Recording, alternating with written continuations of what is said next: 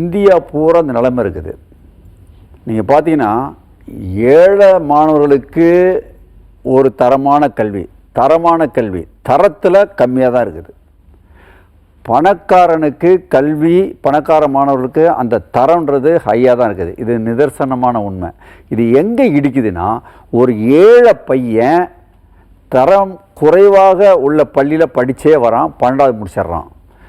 அவனோட திறமை கம்மியாக உள்ளவன் நல்ல ஸ்டாண்டர்டான ஒரு கல்வியில் கூடத்தில் படிக்கும்போது அவன் 12ல் 2 பேரும் மீட் பண்ணும்போது டாக்டரு, ஐஐடி, அதில் யாருனாக்கா இந்த ஏழை பையனோட கம்மி அறிவு இருக்கான் பாருங்க, அவன் கம்ப்ளீட் ஆகிடுறான்.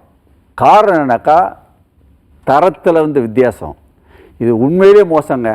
ஆர்டிகிள் 14 எல்லாமே சட்டப்படி எல்லாமே சமன்றான், ஆர்டிகிள் 21ன்றான். இதெல்லாம் பேருக்கு தான் இருக்குதான்னு தெரில. எனக்கு தெரிஞ்சு இந்த ப்ரைவேட்டேஷன் எல்லாத்தையும் கம்ப்ளீட்டாக எல்லாத்தையும் எடுத்துகிட்டு எல்லாருக்கும் ஒரே கல்வியாக கண்டிப்பாக கொண்டு வந்தால் தான் இது அந்த கோர் இருக்குது பாருங்கள், ஆர்டிகிள் 14, 21 அது ஃபுல்ஃபில் ஆகும். அது கண்டிப்பாக மோசமான நிலைமை.